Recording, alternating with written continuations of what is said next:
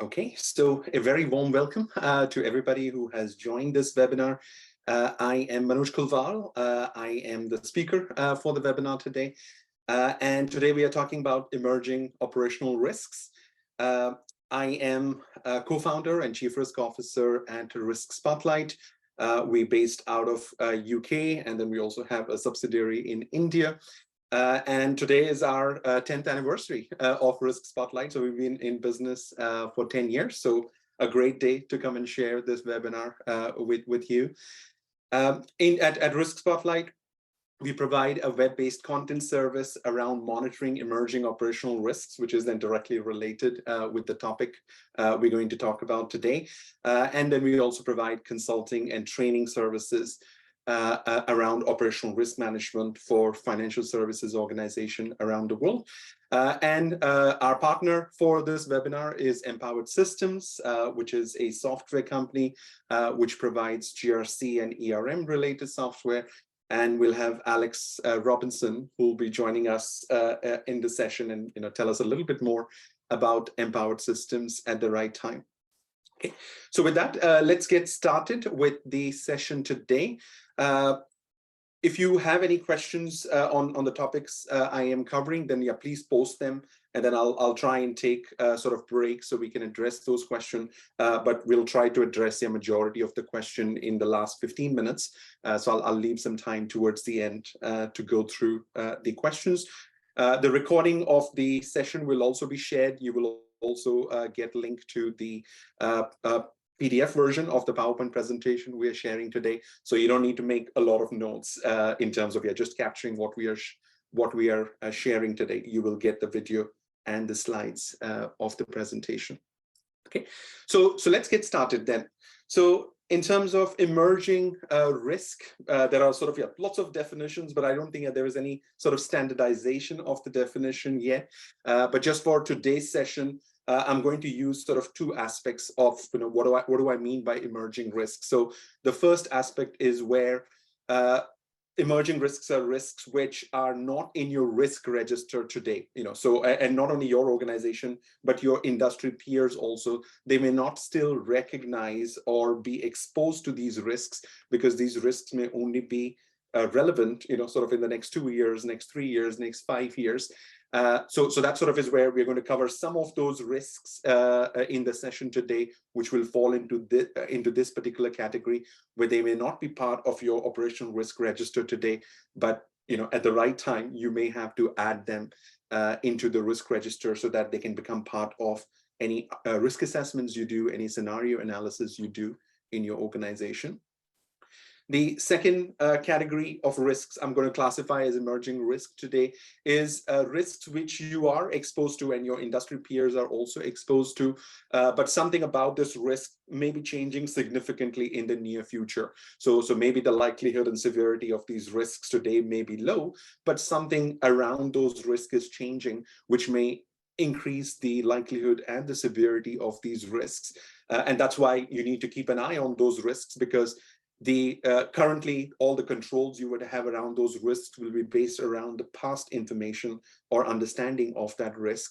But if the profile or the context of that risk is changing in the future, then you need to be aware of what that changes, so you can then adjust your controls to make sure those controls are aligned with those the changing profile of those risks. So those are the two buckets of risks I'm going to cover in the session today. Then in terms of the business benefits of why do we need to monitor emerging operational risk? Because of course, first thing is it reduces the blind spots in the understanding of your firm's key risk exposures.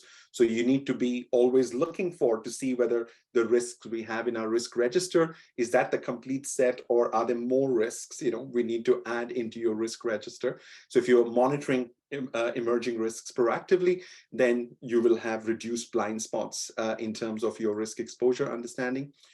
Then if you're monitoring emerging risk, you also get more opportunity and more time to prepare for how to deal and tackle with those risks, before it is too late. So you get sort of more time compared to other organizations who may not be looking at those emerging risks a lot in advance. And then, of course, if you are keeping an eye on all those relevant emerging risks, it reduces the likelihood that those risks will affect your firm's strategy and performance in any negative way. And all of that, then gives your firm also a competitive advantage. So if your firm is better at monitoring and dealing with these emerging risks, then you'll have a significant competitive advantage over your competitors who may not be looking at those emerging risks that closely. Okay. So those are some of the benefits on why monitoring emerging risk is important. In terms of some of the hurdles I have seen around monitoring emerging risk, on what stops organizations from doing this effectively. Well, in some organizations, I've seen this attitude where, oh, we've identified these 120 operational risks, and now we just need to focus on these 120 operational risks. We don't need to go and look for other operational risks out there. So if that is the mentality, then of course, nobody's going to look for if there are any new risks. Maybe there is a 121st, 122nd risk, which also needs to be added into the risk registers. This is one sort of hurdle I've seen in some organizations.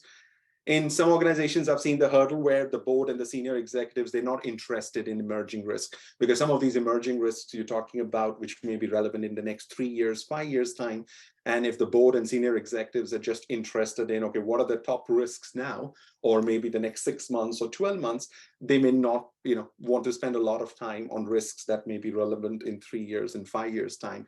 And then, of course, organizations then would not spend that much time on monitoring emerging risk if that is the attitude of board and senior executives. Another one I have seen, which is, I think the most common one, is resources, where most operational risk teams are resource starved. So most operational risk teams hardly have resources to look at today's risk exposure. So of course, they don't have the time and the bandwidth to invest in monitoring emerging risks. Another hurdle may be that if emerging risk is not part of the risk management framework and process documentation, then of course, nobody's going to look at those emerging risks. So to address that, you need to ensure that there is some reference to emerging risk, the importance of monitoring emerging risk also into the risk management framework and processes. In some organizations, I have seen that, they have bandwidth, they have resources, but maybe they don't have the capabilities because you need a certain amount of skill sets to be able to go and find these emerging risks and to monitor these emerging risks. And it's not everybody's cup of tea in terms of monitoring these emerging risks, because these are, sort of way out into the future. So you need to have a little bit of a research mentality, to be able to find and identify details around these emerging risks. So maybe the team doesn't have those type of skill sets due to which they're not able to effectively monitor emerging risk.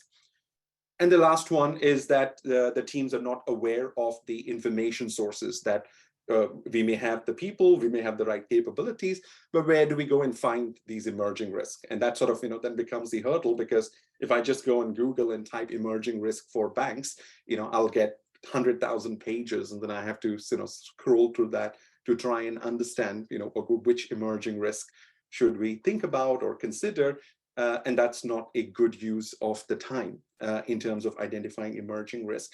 And that's where RiskSpotlight has addressed that last hurdle. And when we saw about 7 years ago, when we started the RiskSpotlight portal as our web service, which I'm going to talk about more later, that is what it's trying to address, that we bring all the relevant information for you to monitor emerging risk in one easy to use platform, so you don't have to go and then hunt out information about emerging operational risks.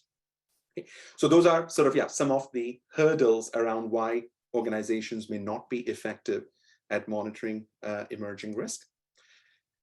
And then the last one I want to share before we dive into the actual operational risk related topics is what approaches I have seen in organizations. So in a very handful of organizations, I've seen where organizations have set up a central team to monitor all types of emerging risks. So that team is responsible for monitoring strategic risk, operational, credit, market. So they look at all the risk categories, and there is a dedicated team sort of in the second line whose responsibility is to monitor emerging risk. So they're always then sort of looking into the future and trying to identify those risks across all the different risk categories. But there are very few organizations here where I have seen that. The second common one is dedicated central team to monitor emerging operational risks. So if credit market and the other teams are not interested in emerging risk topic, then I've seen in some organizations, at least the operational risk teams have created a dedicated team of 1, 2, 3 individuals who are then responsible for monitoring the emerging operational risks. And that is typically part of the op risk team.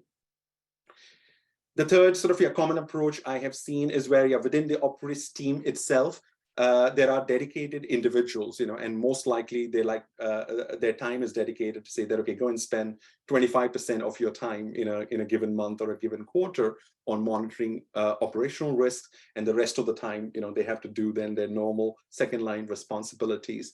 So that's another approach I have seen in organization, or that sort of is the most common approach where emerging operational risks are monitored. And then in majority of the organizations, it's still a new topic. There is, so probably I would say 75% of the organizations would probably fall into that last bucket where it's not being monitored in a dedicated way. So it's sort of, there may be some ad hoc approaches, some discussions around that, but there is no dedicated team or individuals assigned to monitor operational risks. So with that, let me then go to sort of the main section where we are going to talk about some of these operational risks, which should be on your thinking radar for 2023 and beyond. So I'm sort of going to use that as the context that when you're looking at refreshing or what risks to consider for 2023. And maybe also for the next 3, 4, 5 years, some of these risks maybe in that sort of time frame. Then that's what we're going to cover in this particular section. So first, let me start with some risks which are already with us today, and then they are expected to stay with us in 2023 and maybe beyond 2023. And one of the big topics around operational risk has been the Russia-Ukraine conflict, where we are all aware of the sanctions, the cyber attack, the disruption to business operations, particularly for the Ukrainian banks and the Russian banks due to this conflict.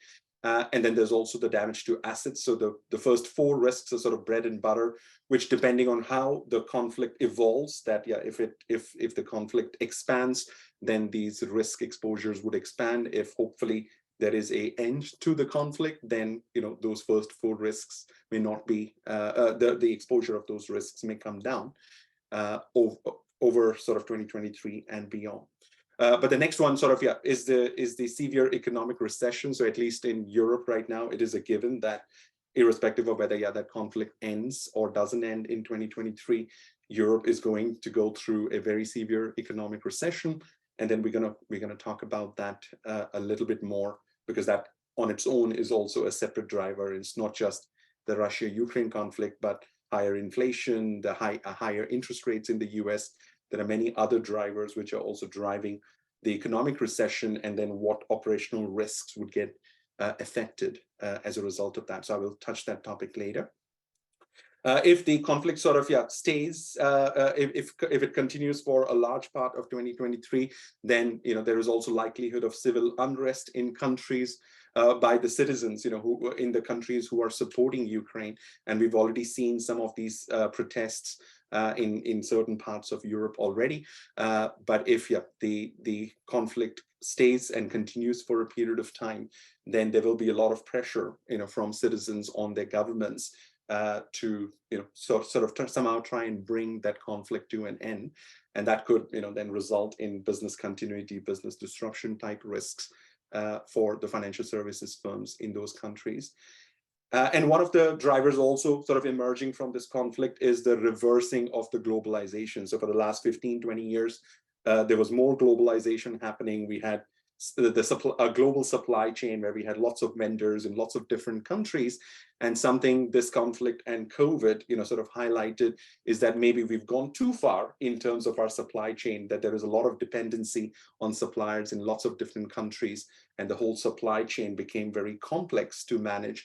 And with this conflict, it is also driving that amount of reversing in globalization. So we're at least starting to see in manufacturing, for example, that a lot of manufacturing now is moving back from China, back to Europe and back to US to reduce the dependency on the supply chain from those countries.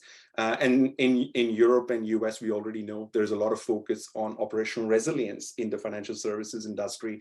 And the regulators are very much focusing on the supply chain aspects of resilience. And one of the things organizations will need to think about, if they have suppliers and vendors in lots of different countries, that increases the amount of complexity in terms of operational risk. And one way to improve operational resilience is to reduce complexity.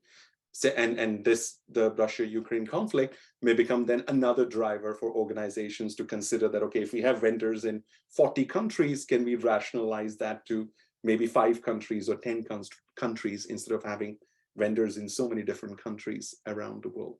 So we may start to see some of that getting affected, and that will sort of unfold in the third-party risk management aspect of operational risk. And then, of course, there are talks of new geopolitical conflicts, which may start in 2023. And the main one in the geopolitical circle is around the China-Taiwan conflict, which could be 5-10 times more complicated and more severe than the Russia-Ukraine conflict. So hopefully our political leaders try and avert that, and we don't have to deal with that. But as operational risk management practitioners, we need to be sort of aware of that if that was to happen, then there are some very, very extreme scenarios which may unfold in terms of operational risk management. So it should be on our radar. We should be looking and analyzing the potential impacts of that conflict. Then on this slide, I want to highlight some of the articles we have in the Risk Spotlight portal. But before that, let me just talk a little bit about the Risk Spotlight portal, so I give you a context. So I mentioned that the Risk Spotlight portal, if I just go to our website here, so from our website, I can go to the content page, and then I can go to the Risk Spotlight link here. So this is the web content service we provide for monitoring emerging operational risk topics. And we have over 100 financial services firms which utilize this today to monitor emerging operational risks. And this is what this offering looks like. So if you subscribe to this offering, you go to the homepage, and you can see that, yeah, this is where we have also partnered with Empowered Systems, which provides the software to enable this particular service we provide to our customers. But this is where you can see news articles. So we track and update news articles on a daily basis, where those news articles are related to operational risks in financial services firms. So that sort of is the main focus. So if I click on all news articles, this is where you can see we have 693 articles over the last 7 years. And then those articles get classified as loss events. So if I click on loss events, this is where then you can see any loss event which is happening anywhere in the world, which we identify. We go and capture those articles, so you can then see what's happening in the world around internal fraud, bribery, cyber risk, data breach, and so on. But we also classify articles as emerging topics. So if I click on emerging topic, and this is the more focus around the emerging risk topic we have today, where if somebody's done an analysis of certain types of risks and they're sharing that finding, or somebody has documented some best practices on how to manage ransomware risk, for example, then those are the type of articles we categorize as emerging topic. And you can see there's 41,129 articles we have today, and new articles are getting added every day. So you can come and always find the latest information around emerging operational risks.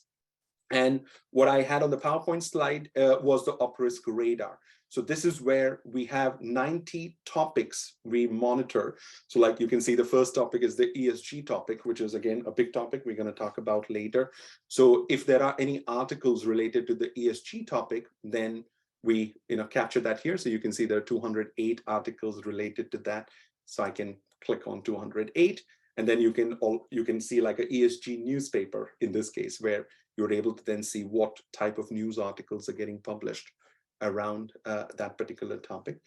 So we were on the Russia-Ukraine topic. So that's where this topic is here, the geopolitical conflict. And we have 589 articles. So if I click on that, then you will be able to see the news articles. And again, we are not covering the war from a BBC or a CNN perspective. We are covering the conflict from an operational risk perspective. So we will only include articles where it was relevant for operational risk management. So you won't come here yet to monitor what's happening in the actual war. You will go to BBC or CNN to get that type of news. But if you are interested in analyzing how does the Russia-Ukraine conflict affect operational risks, then this is the only place in the world where you can get that information, because according to my knowledge, nobody else organizes this type of content in an operational risk management friendly format. Okay. Everybody, I think most of you are already subscribers to this, because I've seen some of the names there. But if you're not a subscriber, then you can get a 2-month free subscription to the portal. So you can register. You don't have to put your credit card details, so you don't have to worry about canceling it after 2 months. You can utilize the content I am going to share today, and then if you like the content and if it is useful, then you can decide to purchase the subscription. And then I'll just quickly bring up the different options we have for subscription. So you can subscribe for one user, £990. You can also buy a team subscription, and you can also buy a corporate subscription. Okay, so that sort of is the offering and because it's the main basis for all the research we have done for the session today, I wanted to highlight that. So this is where you'll be able to see those articles, and I included that because if you get the PowerPoint slides and you want to read through those headlines later, then I wanted to include it into the presentation. But I'm not going to go line by line on the headlines. The next sort of a big topic which has been with us is the COVID pandemic. So again, at least the World Health Organization has said that officially they may announce the end to the COVID pandemic as such, because the severity, the number of cases, the number of deaths has gone down significantly, but the risk is still there. So from an emerging risk perspective, there is still the risk of emerging variants, because there are variants coming all the time.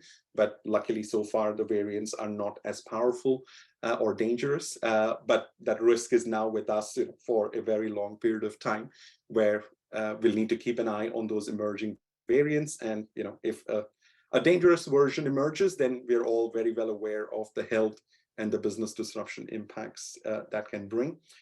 One of the things related to this from a health and safety perspective, you may want to be aware of is the impact of long COVID. So people who did get infected with COVID, they have recovered, but not fully. And these symptoms are now called long COVID symptoms. So there is a lot of focus at the moment, a lot of analysis being done on, okay, what does that mean from a health and safety perspective? So you may want to, sort of look at that to see how many staff members in your organizations are suffering with that, because that may then affect the health and safety related risks and business continuity related risks in the future.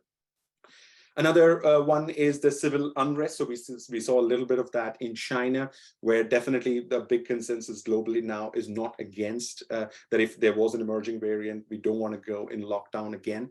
And that's where, if that was to be proposed in the future, then definitely there'll be a lot more civil unrest in the future iterations of the lockdown than we have seen in the past.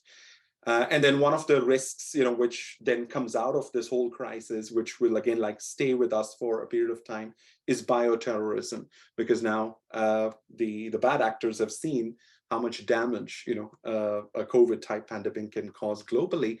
So there is a serious threat now of somebody intentionally causing a similar type of crisis in the future, and that will fall into that bucket of bioterrorism. So you may want to at least look at that risk when you are doing your scenario analysis, for example. Okay. So that is the COVID topic. And I have also then highlighted some of the recent articles we have around COVID into the portal. And you can see still 36,000 cases being reported in China there on the third article. But yeah, these headlines are there for your reference later. The third one is around ESG. So because of at least the Russia-Ukraine conflict, ESG sort of got a little bit of a sidestep this year. There was not as much discussion as was happening before the COVID crisis and before the Russia-Ukraine conflict. But definitely, it's a big topic which is still around, and we still need to focus on it. So in terms of operational risks, some of the topics that may be relevant from an operational risk perspective is the business disruption by the ESG activists. So we've seen cases in London, for example, where the climate protesters protesting outside the Lloyd's of London, outside the London Stock Exchange, which then causes sort of the business disruption, and we're starting to see more and more of that globally. Then cyber attacks by ESG activists. So that's where, that's another type of potential risk where if an organization is seen to be not supporting the ESG values, then they could be target of cyber attacks by the hacktivists. So these are hackers who are like activists, but rather than protesting outside your building, they will protest by launching cyber attacks, on the organization to get their message across. We've already seen continued pressure from investors and shareholders, and BlackRock, has played a big part there in terms of forcing organizations, to sort of incorporate ESG as part of business strategy, and that pressure is not going down. That pressure is, sort of going to stay at that level and maybe even increase going forward. And then there's also a big reputational impact around the risks of decisions. So if somebody finds out that a major bank has given a big loan to a coal company or to a company which is not environment friendly, then that decision could get significant media scrutiny in the press.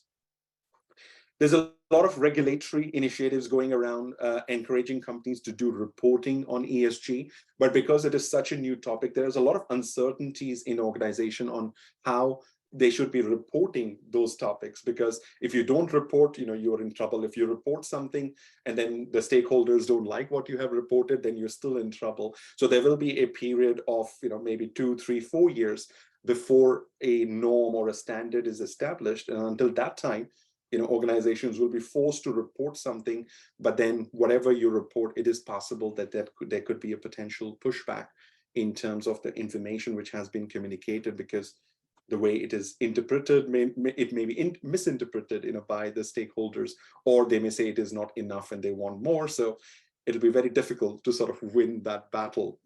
So teams which are involved in that ESG reporting, they may want to sort of look at the operational risk aspects around those reporting and the reputational impact that can generate. And there's also a lot of regulatory focus on ESG-related misconduct practices. So this is also referred to as greenwashing, where organizations are saying, oh, this is a green ETF or a climate-friendly ETF, but actually when you look at the investment that fund is making, then it's nothing to do with ESG, or it's nothing to do with climate change related practices. And regulators are coming very harsh, on that at the moment in UK, in Europe, and also in the US. And related to ESG, there's also a significant increase in the frequency and severity of natural disasters globally. So now we have data for the last 2-3 years, where every year it has been a record in terms of the damage caused by natural disasters. So that is expected to continue, and that'll affect the business continuity related risks in the organization. And at the same time, the insurance premiums are also increasing around that risk, so then the cost of managing those risks from an insurance perspective are also increasing. So that's another sort of topic to keep there on the radar. And then we have in the portal also articles, so we're tracking the ESG topics, so this is where you can then go and find more of the latest article and the latest thinking in the industry on that particular topic. So at this stage, let me pass to Alex Robinson, who's going to come and just talk about what Empowered is doing in the ESG solution space. So I'll stop sharing here, Alex, and I'll let you share. Thanks, Manoj. Hopefully you can hear me all right. Yes, we can hear you, yeah. Great. I'm going to share my screen. and hopefully you're seeing that okay as well. Yes, I see. Um, Yes. Brilliant. So I just wanted to talk a little bit about Empowered ESG, one of the Empowered System solutions Manoj mentioned us earlier, and how emerging risk can be incorporated into technology and into solutions to help with managing ESG emerging risks specifically. So emerging risk can come from many different places, as Manoj has discussed quite a few of them, and you'll see lots of the points that are made on the slide here. Manoj has already talked through. But as Manoj says, businesses and organizations need to understand where these ESG emerging risks are coming from and how they can efficiently eliminate the risks or take advantage of the opportunities for better functioning and sustainability of the business. ESG risk management includes the analysis or management of the business's environmental, social, and other governance practices, and the impact of all three factors on the business. And additionally, ESG management is an opportunity to analyze the progress of the business. Awareness in ESG has increased significantly in recent years, as Manoj just touched on, with many companies now required to publish ESG reports in some form, although, again, as Manoj said, there isn't a strict format of those yet. ESG performance is becoming essential to all stakeholders, so investors, lenders, customers, employees, government agencies, etc. It's become essential to these stakeholders to know the position of the business and its ability to survive in the long run. All of this means that monitoring emerging risk becomes even more important in the ESG space. So just picking on a couple more of these points on the slide, looking at investors, for example, Manoj mentioned investors are looking for sustainable opportunities with investments into sustainable funds increasing from $5 billion in 2018 to nearly $70 billion in 2021. Regulators and governments are expanding their focus on incorporating sustainability into investment information, and there's growing recognition that ESG research and analysis can help identify investment risks and opportunities. Suppliers, for example, suppliers are being asked to demonstrate ESG responsibility in order to win business more and more now. And ESG perception is becoming increasingly important for customers and employees. And Manoj touched on the regulations. ESG regulations are evolving quickly. Regulators and governments are using ESG frameworks to help develop better regulation, knowing that they have a sound basis thanks to the involvement of globally established experts in those frameworks. There are a large number of frameworks, though they are converging and consolidating. For example, the TCFD, Task Force on Climate-Related Financial Disclosures, the CSRD, the Corporate Sustainability Reporting Directive. It's necessary for some organizations to be able to follow and make disclosures for multiple frameworks. So a risk management approach to ESG is a key element in these frameworks. With TCFD, for example, it requires a number of disclosures around how the organization identifies, assesses, and manages climate-related risk. So how can technology, how can Empowered ESG help with understanding the effects of emerging risk on an organization? Well, our approach is to first define an ESG strategy through building out strategic objectives. Then these objectives are mapped to all the elements of an organization that influence or are influenced by those objectives. And then the news and events, the articles from expert content providers like RiskSpotlight could be filtered and contextualized for each element of the ESG solution. Then a comprehensive risk management capability and a framework is embedded into the solution to manage any identified risks.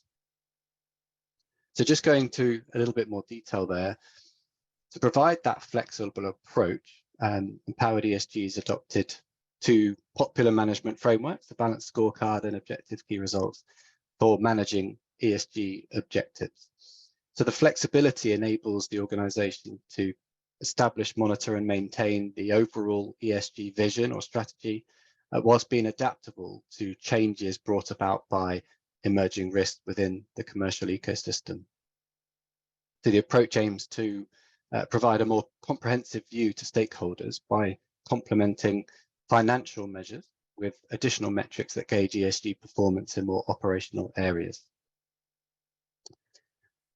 So having established the objectives, these are then measured by key results, which can be cascaded through the organization for monitoring throughout.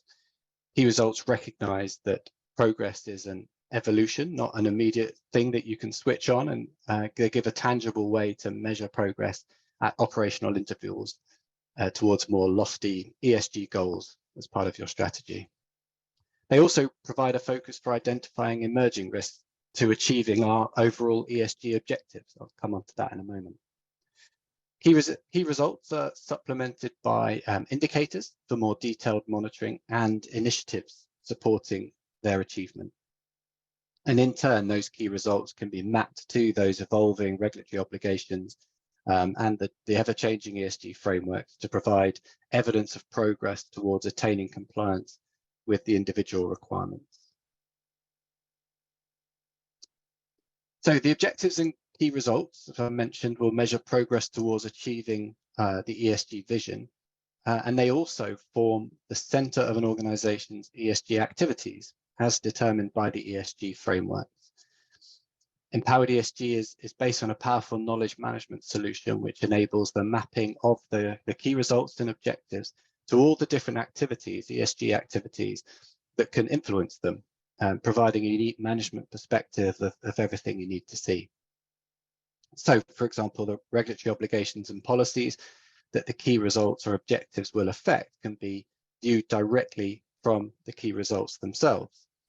An organization's services, products, processes, etc., are the business impacts that the key results relate to. Empowered ESG's GRC roots mean a very strong risk management capability has been embedded into the solution to help with identifying, assessing, treating, and managing risks and opportunities that are associated with the key results I touched on before. Climate-related scenarios can be analysed with the full knowledge of the areas of the business they could affect, enabling resilience assessments and tracking resulting actions. A library of third parties with risk assessments can be mapped to the key results and the objectives that they influence, and they'll help identify how your supply chain is affecting your ESG objectives. And finally, GHG emission assessments are also captured and mapped into the key results to help progress towards your ESG vision. So how does this flexible approach relate to the managing of the emerging risks? Well, the emerging risk information is related to all elements of the ESG solution that we've seen in the previous slides. And Empowered ESG provides the ability for filtered and relevant news and events and articles, all that information displayed to the users for each element of the ESG solution, depending on the perspective that you're looking at. So curated content like RiskSpotlight's can be viewed from each of these perspectives. So for example, horizon scanning for evolving ESG framework changes or regulations relating to a specific product or service, or the sentiment or perception of third parties in your supply chain. Empowered ESG gives you the structure to monitor, identify, and understand the risks that may emerge. Furthermore, it provides an understanding of how the evolving risk landscape will affect your ESG strategy and objectives, and it gives you the capability to be able to manage those risks.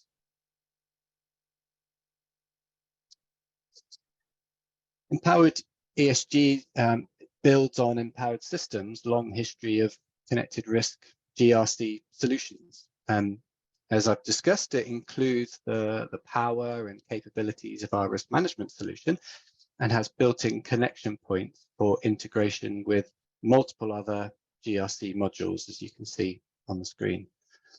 All of these modules can benefit from the same emerging risk information and management capabilities that we've been talking about. So, for example, looking at the ESG frameworks and obligations, we can integrate that with full regulatory change management capability, so you can monitor and assess the impact of all of the regulatory events that might occur. So to find out more about any of Empowered ESG solution or integration with any of the many connected risk solutions, some of which are shown on the screen here, please take a look at our website, empoweredsystems.com. And with that, thank you for your time. I'm going to hand back to Manoj, who can tell us more about emerging risks in other topic areas. Great. Thank you. Thank you, Alex. Okay. Okay. All right. So let's then continue our discussion on the emerging risk topic. Another topic here which has started in 2022, but will feel the impact in 2023 would be around the significant interest rate increases, particularly in the US, is where if we go into this liquidity crunch, is where we may start to see internal fraud emerge. And recently, I think FTX was one of the biggest example where a lot of internal fraud was happening, but it was not exposed when all the markets were doing well.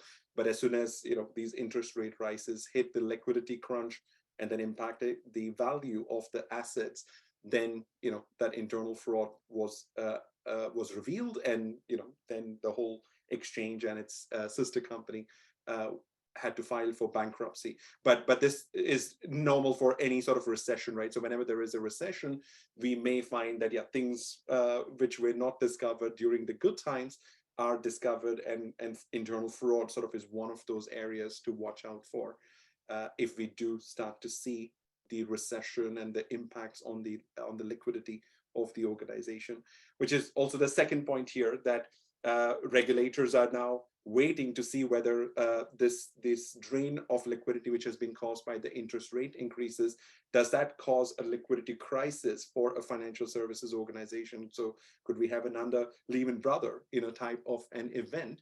And regulators are keeping a very close eye on that. And there was a near miss, at least in UK, where the Bank of England had to step in, where certain pension funds were facing liquidity crisis a few weeks ago.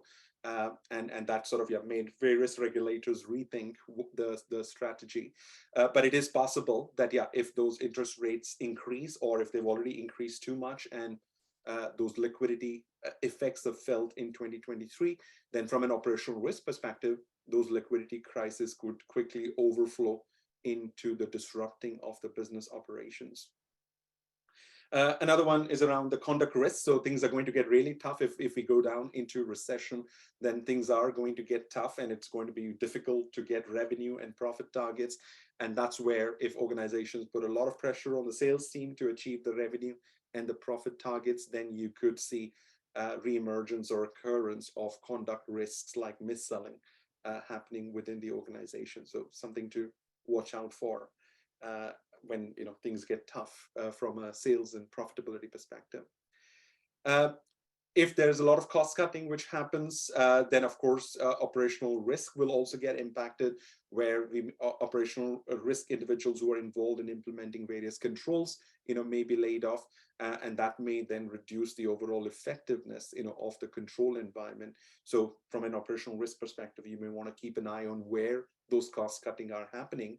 And if they're happening in important areas, then that if the effectiveness of control goes down, then we need to keep a much closer eye around those risks. And if the recession sort of results in employees having to announce redundancy or let employees go, then there's always that risk in that context of unfair dismissal, where certain employees may think that their dismissal was not fair, and then there may be legal cases against the organization around those redundancies. So that's sort of another thing to watch out for if we sort of do go into a deep recession in 2023. Then another area which has been with us for some time, but there has been significant changes this year, and the speed of change is only going to increase, is around artificial intelligence. So from an operational risk perspective, where this is relevant is where artificial intelligence is getting integrated in the core business processes. So if we are issuing credit cards to customers and an AI model is making those decisions, then we need to we could be exposed to certain risks, which I'm going to talk about in a minute. if the AI models can also be integrated in the core products and services. And similarly, the operational risks teams can also be using AI to enhance the operational risk management processes. So maybe some of the control testing or some of the control assessments can be automated by using AI, where those control testing and control assessment may be manual today. And that is possible where in areas like technology risk, where we may have a lot of data around the implementation of the control available, and it may be possible to automate some of the testing and assessment of the controls for IT risks. So those are sort of three application areas where, from an operational risk perspective, AI is relevant. And from a trend perspective, the effectiveness of these AI technologies and the amount of use cases where AI is deployed is only increasing rapidly. And we don't have time in today's session, but I wanted to sort of introduce, you'll see on LinkedIn or Twitter, there is a lot of discussion around ChatGPT at the moment, where a company called OpenAI has published an AI model where you can have a chat with an AI model. And there are some interesting results which are being published on Twitter and LinkedIn around how human-like the responses we're getting from that model are. And it's free, so you can go to the OpenAI website and try that out for yourself. Similarly, Stable Diffusion and DALL-E 2 are other things also you may want to Google search, where they demonstrate how quickly AI is evolving. And both of these platforms, they basically can create a unique image based on the words. So you type certain terms, and based on the words you type, those applications will, using AI, they will go and create a unique image which never existed in the world. And then you can use those images in your presentations, for example, and we'll start to see a lot of marketing teams, will start using those images also produced by those models. So the speed and the effectiveness of the AI technology is only increasing. And as operational risk practitioners, we want to keep a very, very close eye on how our organizations are utilizing AI. But it's not only the organizations, the cyber criminals are also using AI. So one of the big threats as AI becomes more powerful is that we can use AI internally to improve our processes and effectiveness of those processes. But of course, cyber criminals will also use AI, and those cyber attacks could become more large scale and more sophisticated going forward. So in terms of the scenario analysis, the severity of those cyber attacks can be significantly higher than what they have been in the past. Another area where AI is specifically posing threat is in the deep fake technologies, where you're able to create a exact replica of a person's voice or a person's video, a person's image in a video, and that can be used for committing fraud. And it's becoming really difficult when you look at some of these videos to identify whether you're looking at the real person or you're looking at the deep fake version of that person. Around the models I talked about, there could be cases where if the AI model has not been trained properly, then the AI model may be making some decisions on whether to offer credit card to certain type of customers, or it may be making decisions on what credit limits to offer to what customers, and that may be resulting in some discrimination. And we've seen a case with Apple and Goldman Sachs, where with the Apple Card, the AI model Apple was using was biased towards offering less credit limit to females compared to males. And then there was a case against Apple and Goldman Sachs around that discrimination the model was doing in making those decisions to offer credit limits. So that's as we use more models where we're making those decisions about which customer to offer product to, how much should we offer, then there is that risk of discrimination you want to watch out for and monitor closely. Similarly, there are some AI models where they just make the decision and then the AI model doesn't give you an explanation. And from a regulatory perspective, if there was a regulatory audit and the regulator comes and says, okay, tell us, how did you make decision to offer mortgage to this customer? And if that decision was made by an AI model, the AI model may not provide you an explanation, and then it may get difficult sometimes to explain why did we make a certain decision to do something in a certain way. So that's another risk, from an audit trail perspective, we may want to have on the radar. The next one is around increasing level of automation. Yeah, so if we use more and more of the AI models and we automate more things, then of course, yeah, when they are running, they're fine. But when things fail, or if there are errors happening, those errors may be undetected for a long period of time. So by the time you find out something is wrong, it may be many days or many months, and you may have a big backlog of errors you may have to go and fix. So that automation, sort of also brings its own challenges and risks to the organization. And the last one is around discrimination, where, because we started using an AI model and we had to let, if humans were doing that activity previously and now we have to let those people go, then there may be, a case of discrimination or unfair dismissal, where if we compare to say that, okay, you were only able to do so many cases in a day and now this model is able to do 10 times more cases, then there is a chance of, sort of unfair dismissal or discrimination case by the employee. So we need to be careful in terms of how that gets communicated within the organization, where AI models are replacing what humans were doing previously.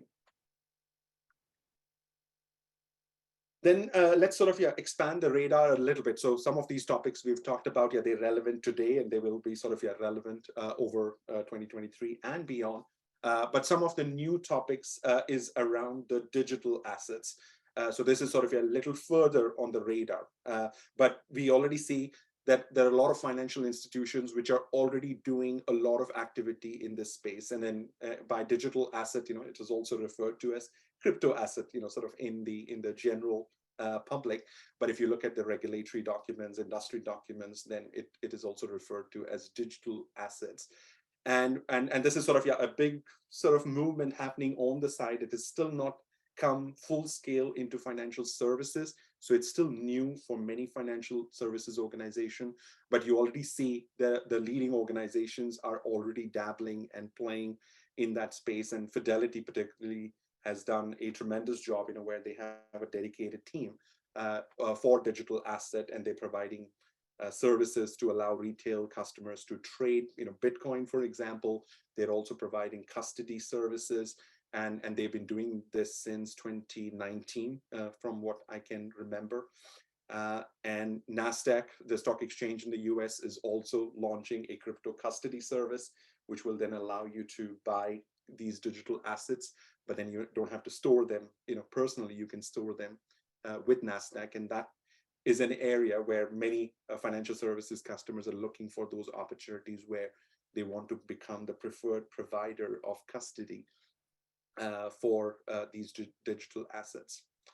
Okay. So there is a lot happening in this space, but very few financial services organizations are doing this. But it is only going to come and disrupt more and more in the financial services industry in 2023. And the main reason is because the regulation is coming. So right now, because there is little regulation around the digital asset, major financial institutions have stayed out, but various global regulators in Europe, in US, Financial Stability Board, there has been a lot of discussion around the regulation around this asset.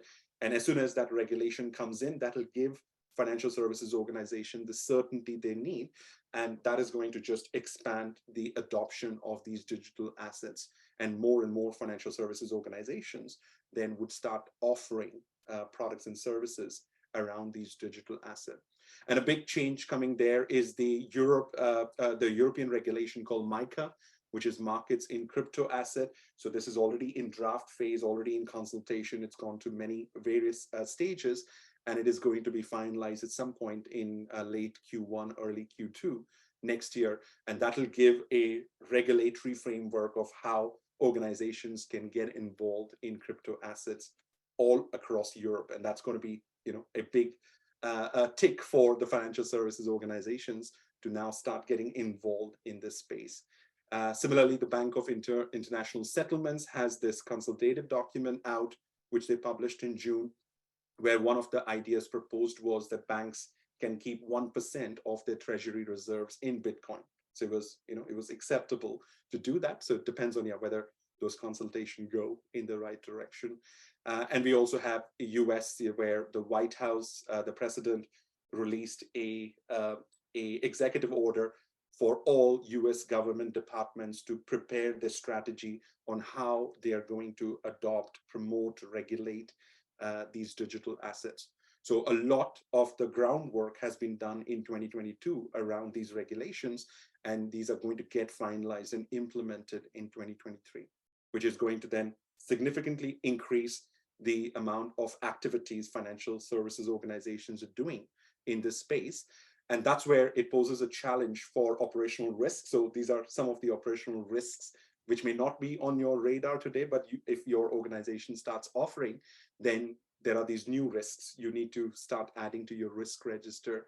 And whichever teams are then involved in selling these digital assets, you'll need to help them to manage these risks. So one of the risks is around the external fraud, where organizations can start offering credit cards which are based on cryptocurrencies. So you're not buying with dollars or pounds or euros, you're buying with Bitcoin or Ethereum of one of the other tokens. So that's what the credit card is based on. And then the same type of external fraud we have on dollar, euro, pound credit card. The risks will be same, but the context, the nature, the ways in which it'll happen could be very different, and the type of controls we may need around those risks may be very different. Similarly, if your organization starts offering custody of the cryptocurrencies, then one of the risks you will be exposed to is protecting those assets of the customer. If your firm gets involved in trading of cryptocurrencies, then market manipulation, and then the sort of exchanges where these digital assets are traded, may be different to NASDAQ and other exchanges, and that's where a risk around market manipulation will need to be managed. If you are a pension fund and then the pension fund decides to invest some of the portion of the funds into cryptocurrencies, digital assets, but then those disclosures are not made correctly to the investors, then there are risks around that which will need to be managed, because digital assets are sort of considered as high risk assets. So there will need to be a lot of disclosure if investments are being made into those areas. And similarly, if your organization starts integrating with the different blockchains, then you may have to change your IT systems to go and interact with different blockchain. And of course, that change management will then bring its own set of risks, which you will need to manage to make sure that those changes, sort of don't go over budget, don't take a lot of time, but also those changes are secure and are able to handle customer transactions and customer assets safely. And as more financial services organizations do this, of course, there is a steep learning curve for the op risk community to start becoming familiar. If you've not sort of looked at this space at all, then from an emerging risk perspective, at least we want to start learning about some of these concepts, so that if our organization starts dealing in this space in 12 months time, 18 months time, as a team, we are ready. We don't have to go and hire people from outside. And there are not going to be any people from outside, because this is such a new topic. There will be no experts. So everybody has to learn from scratch on this particular topic. So that sort of is a big calling for the operational risk professionals, compliance professionals, internal audit professionals to start learning about digital assets. And if you are new to this topic, then I've highlighted sort of the 30 most commonly used terms, which you'll at least need to know if you want to understand the basics of digital assets. So you can go and search for these on Google. There's lots of information on Google, lots of videos on YouTube's on each of these different topics. But I at least wanted to give you sort of some keywords that if you don't know anything, then at least you can use these 30 keywords, and then they'll take you in the right direction around understanding the technologies, and then starting to understand the operational risks around those technologies. Another sort of similar topic is the metaverse, which again is like 2 years, 3 years, 4 years down the horizon. But organizations are already doing, financial services organizations are already doing a lot in this space, and that I've just highlighted some of the examples here, where JP Morgan has opened a branch in the metaverse where you can go and visit that branch, and you can do some interaction. HSBC, has also entered the metaverse, and there's a lot of South Korean banks. So South Korea always ahead from a technology perspective. So there are many South Korean examples you see here. So this is another sort of emerging space in terms of where financial services organizations would go. And then, of course, the operational risk will follow wherever financial services organizations go. And I wanted to highlight sort of some of the concepts we know today and how sort of they would evolve in the metaverse world. So we have physical branches. Our customers are using phone banking, chat-based customer service. They're using mobile banking. We're selling insurance, loans, mortgages for purchasing real world assets. We're doing online meeting with customers. We're doing online meeting with third parties. We do lots of internal online meeting with the remote working teams. We have lots of training courses for our employees. We may do sales and marketing events, to get more revenue, get more customers. Organizations may be doing conferences, for the different stakeholders. And then, of course, organizations are doing shareholder meeting every year, with their shareholders. So these are some of the aspects we are familiar with today, where there is a communication happening with key stakeholders inside or outside the organization. And that's where metaverse can change the nature of that communication, which may happen in the future. And that's where in metaverse, there are these two concepts, so virtual reality and augmented reality. So virtual reality is you're wearing those headsets, if you've seen like Oculus, the Facebook headset, where you wear the headset and then sort of you experience a virtual reality inside that headset in form of apps or software. Or there is augmented reality, where those are like Google glasses, where you can see the real world, but then something gets overlaid on top of that. So that's where there is competition on whether virtual reality is going to be more adopted or augmented reality is going to be more adopted. But in either way, there is a much richer experience you can create for your stakeholders by using the metaverse technology. So that's the advantage of why organizations want to go into that space, to improve that level of engagement with the stakeholders. And that's where organizations will have, virtual branches and banking services. So instead of going to a physical bank branch, you'll be able to visit a bank branch of JP Morgan in the metaverse and then interact with the staff in that virtual bank branch. And then that virtual staff branch can be a person somewhere in India, or it can be an AI robot. It may not be a person at all in the metaverse branch. And similarly for banking services, rather than doing the phone banking or mobile banking, organizations can provide those services in the metaverse. Organizations will also create their virtual buildings. So like you have meeting rooms where employees can come and have a meeting, board members can come and do board meetings. Similarly, organizations will be creating their virtual building. So there may be a virtual Bank of America office or Barclays office in the metaverse where employees then go to work. So physically, they may be all at home, but you have to go and work in the virtual office space in the metaverse. And that's where there's a lot of assets coming. So there will be architects who will be helping create virtual buildings. You'll have to buy furniture in the virtual building. You'll be buying paintings and projectors and video presentation kits in the virtual world. So organizations will be then investing a lot to build their presence in the metaverse. And like we provide insurance, loans, and mortgages for buying real world assets like cars and homes, organizations will also be providing insurance, loans, and mortgages for buying digital assets. So if I want to buy a digital home, I may then go to my bank and get a mortgage to buy my digital home in the metaverse. And then banks will have to provide that offering and value that mortgage, and then decide what interest rates they want to charge. Similarly, organizations will be able to customize the products and services based on the customer's digital identity, because right now, when somebody walks into the branch, you don't know who they are. So you have to ask, okay, can you give me your debit card or your account number? We ask for some identity. But in the metaverse, because they would already have done the authentication to enter the metaverse, you will already know their digital identity. And that gives a lot of opportunities then to customize the products and services firms will be able to offer to their customers. And then, of course, it'll enrich the online working environment. So while with remote working, people are logged in on Zoom, and Zoom is great, but it's still a 2D experience. It's not a immersive experience. But by working as you can still work as a remote team, but if you're doing your team meetings, if you do those in metaverse, they can be better than the face-to-face meetings in some cases, depending on how much has been invested in creating that experience by the firm.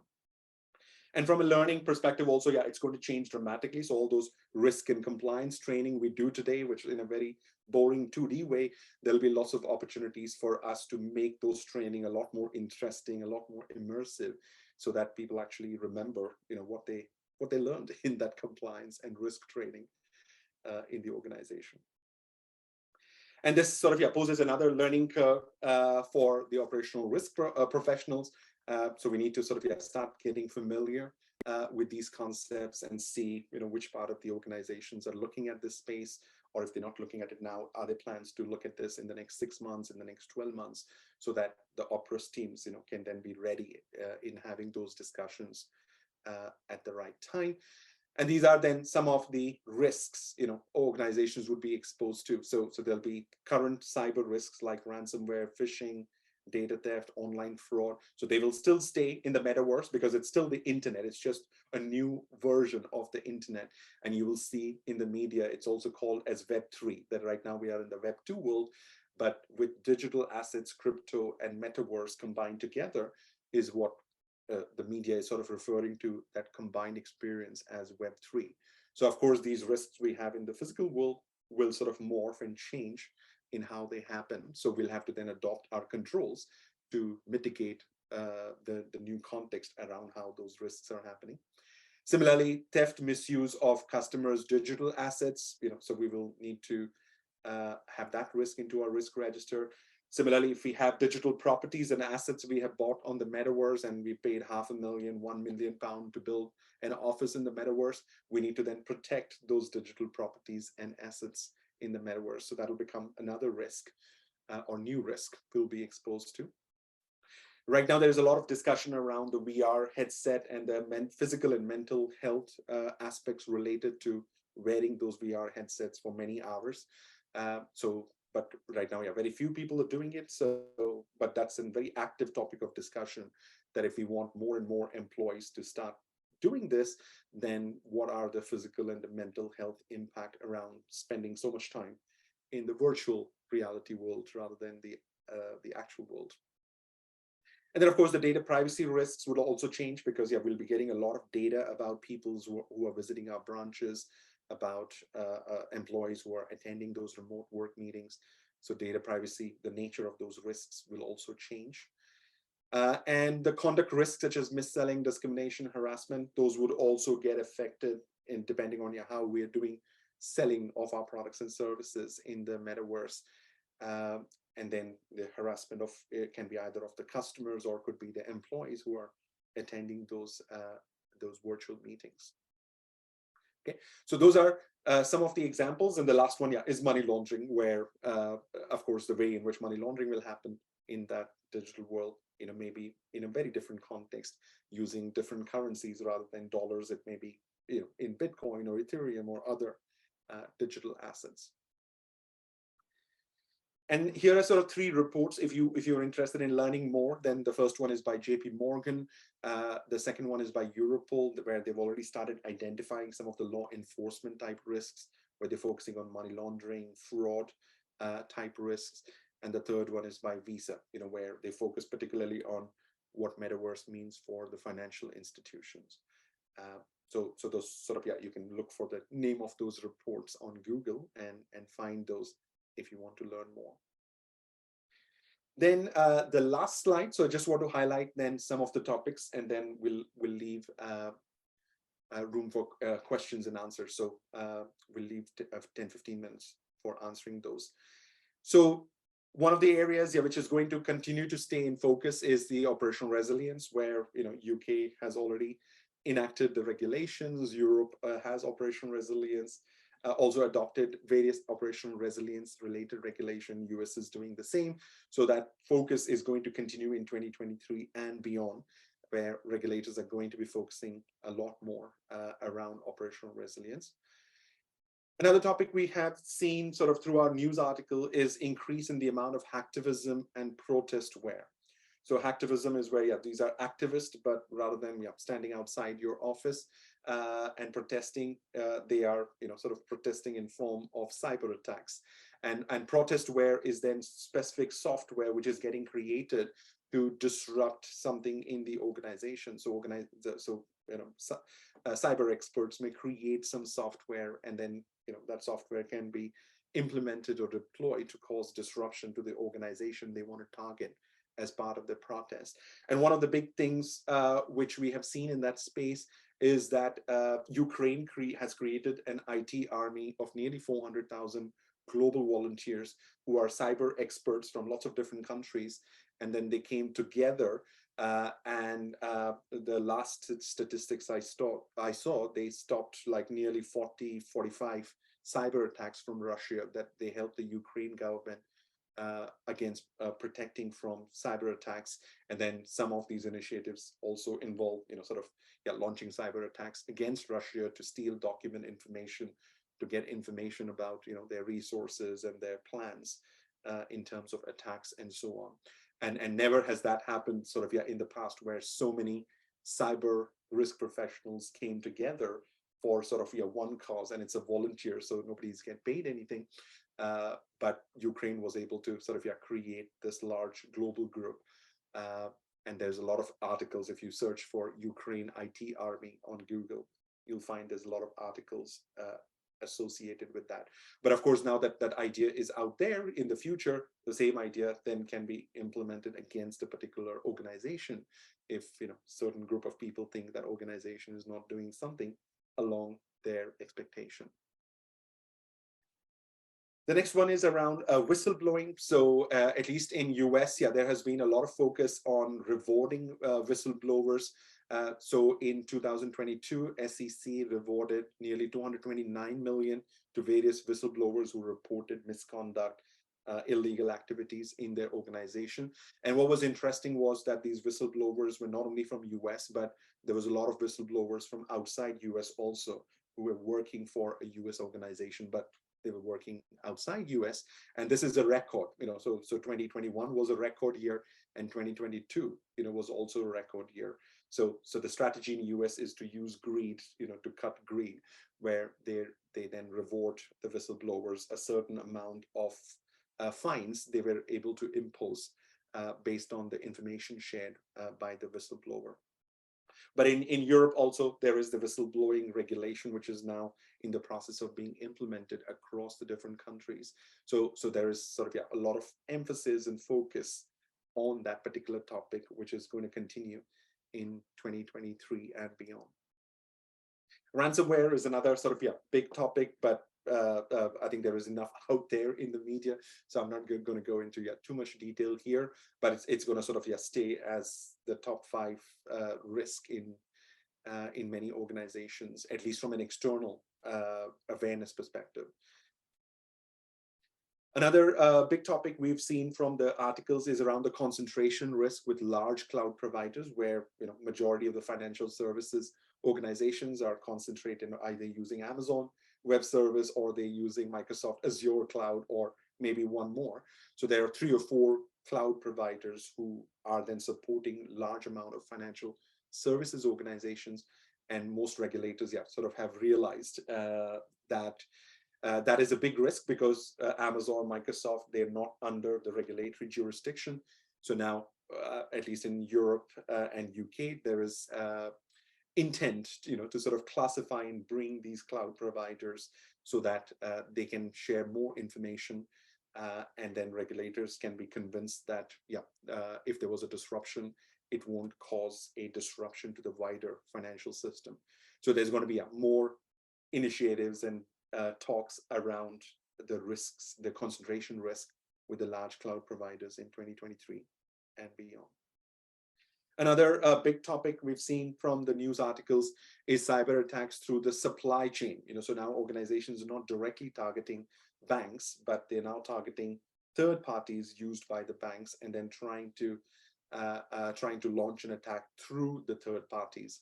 And there has been a significant increase this year, and that is expected to stay stay as high, sort of going forward, because in most of the major organizations, at least, yeah, there are adequate cyber security controls inside the organization, but maybe their vendors and third parties still don't have the same amount of robust security around those cyber attacks, and that's why they've become, sort of this target, and they'll continue to be the target of those attacks. So those third-party risk management, then becomes a very important topic. And then, of course, we are doing a lot of remote working and hybrid working, where most financial services organizations have now agreed whether we're going to do 2 days in office, 3 days in office, and the rest employees can work from home. And then we're using technologies like Zoom and Teams and Slack and other collaboration tools. And now cyber criminals know that there's a lot of valuable information which is being discussed and shared in those meetings using those technologies. So of course, those technologies then become a prime target, for cyber criminals. So again, protecting the information we have in those discussions which are happening, and then just making sure that those meetings are not hijacked and the information then goes outside the organization, will continue to be, sort of one of the significant risks going forward. And then the last one, which is sort of on the radar from a long-term perspective, is quantum computing, where quantum computing, and particularly a protection around the encryption security we have, that a lot of security we have today could be broken very easily if quantum computing becomes a reality. But yeah, it's still early days, but again, the pace at which that field, that technology is growing, it's sort of is a sign of worry that if a criminal actor or a threat actor that gets access to that technology first, then there can be sort of significant consequences, not only for financial services firms, but also for the other firms. So it's just a topic you want to keep an eye on, that it's not a big threat right now, but it has the potential that as soon as it gets close to becoming real and widely adopted, it could become a very serious operational risk topic. Okay. So that sort of brings us to the end of what I wanted to share. So this is, again, I've already talked about the Risk Spotlight portal. You can go to the website. If you're already a subscriber, you can sort of see these topics and articles related to the topics I've talked about. But if you're not a subscriber and you're interested in understanding more of the topics we have talked today, then there is a 2-month free, no obligation trial, no credit card required, where you can register and then get access to this content. So with that, let's then look at some of the Q questions which have been raised, and then feel free to ping questions. So we'll then use the rest of the time we have to answer these questions. So I think the first question is around emerging risks are more important than anything in the risk register. Agree, yeah. And how are you getting boards to understand that? And so in terms of making that understand to the board, one of the practice we've seen, at least to customers who use Risk Spotlight portal, is that if you're creating a quarterly report for your risk committee and your board around the key risks, where you highlight the top 10 risks and the controls and so on, then we've seen some of our subscribers have added a section in that report for emerging risk. And that's where then they use some of the content from the Risk Spotlight portal to include in that section, to show to the risk committee that the operational risk team is not only looking at what's happening inside the bank, but it's also looking at what's happening outside in the industry. So that is sort of one approach we've at least seen with some of the Risk Spotlight subscribers. But in terms of trying to explain them the benefits, it'll really be the chief risk officer and the head of operational risks, that they need to do that selling job on why those emerging risks are important. And if the chief risk officer and the head of operational risk, if they are not able to communicate that effectively, then it'll be a tough job. And then there's a question around, do you also cover op risks for non-banking financial institutions? So at least in Risk Spotlight portal, we don't. So Risk Spotlight portal is mainly focused for financial services. We do cover articles for other industries, so like the British Airways data breach, for example. So data breach, you can always learn from a data breach wherever it happens, whether it happens in a bank or financial services or industry or outside. So we will cover those type of articles if a bribery related article happens in another industry. But the focus always is on, is that content relevant for managing operational risks in financial services firm? So that sort of is our primary audience. So you will find in the portal content, but it may not be complete in terms of complete coverage of operational risks for other industries. Then there was another question on, are the articles, white papers from ORX and the like taken into account? Yeah, so we are, because we're not a financial services organization, we can't be ORX members. So we don't get access yet to the ORX content with the members get. But if ORX does publish, a report or an article which is then freely available on their website, then definitely, if that is relevant for our subscribers, we would incorporate. But we monitor 500 different sources on the internet for different types of risks. So we have sources for fraud related risk, we have sources for cyber related risk. So our net is much wider in terms of trying to get the relevant articles. And our geography focus is G20 countries, so that's where we're trying to look for articles in the G20 countries in the portal. But yeah, if ORX will publish something which is not behind, which is freely available on their website, and if it's relevant for our audience, we will include that. Okay, so let's then see what is the next question. Oh yeah, so one question is an example of Russia conflict. The risk of sanctions, cyber risk should already exist. Why is it an emerging risk? Yeah, it should already exist in your risk register, but the scale, the likelihood or severity of those risks could change depending on, whether that conflict becomes like a nuclear conflict, then, there could be a lot more sanctions. So that because the nature of that risk can significantly change in 2023 is why I included that. But you're right, those risks should already be there on the risk register today. Another one is, okay, so my view of emerging risk are that we have limited view on the scale and controls in place. Yeah, so that I think goes to those two types of risks we talked about. Yeah, so one category of emerging risk I've covered is which are like brand new risks. They don't even exist on the risk register, but they are very few, right? So there's very few risks which will be like brand new that we've never encountered. So a lot of the emerging risks are enhanced version of what we're already facing today. So we have lots of external fraud, and there may be a completely new type of external fraud which may come in 2023, but it's still external fraud. It'll be like a variation of what we already know today.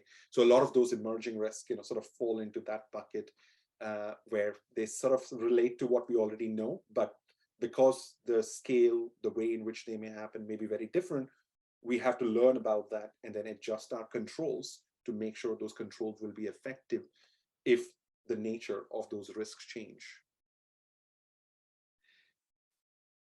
How would the ESG Integration Center for the risk mitigation of the third-party risk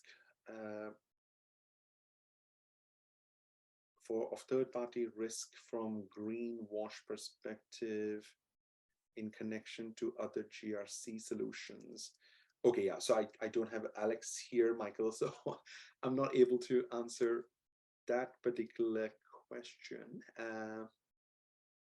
But in terms of the connected risk solution, it has a lot of integration. So if you're talking about that, you had your ESG data in the empowered solution, and you needed data from other systems to do your reporting on greenwashing, then there's a lot of integrations provided by the connected risk solutions, which can be used. Okay, so that sort of covers all the questions which have been posted so far. I will stay here in case there are more questions, and I'll stay here for another 5-10 minutes to answer any additional questions. But if you don't have any questions, then thank you very much for taking the time to attend this session. You will get the link to the recording and also the slides we have shared today. So thank you very much for your time and attention today.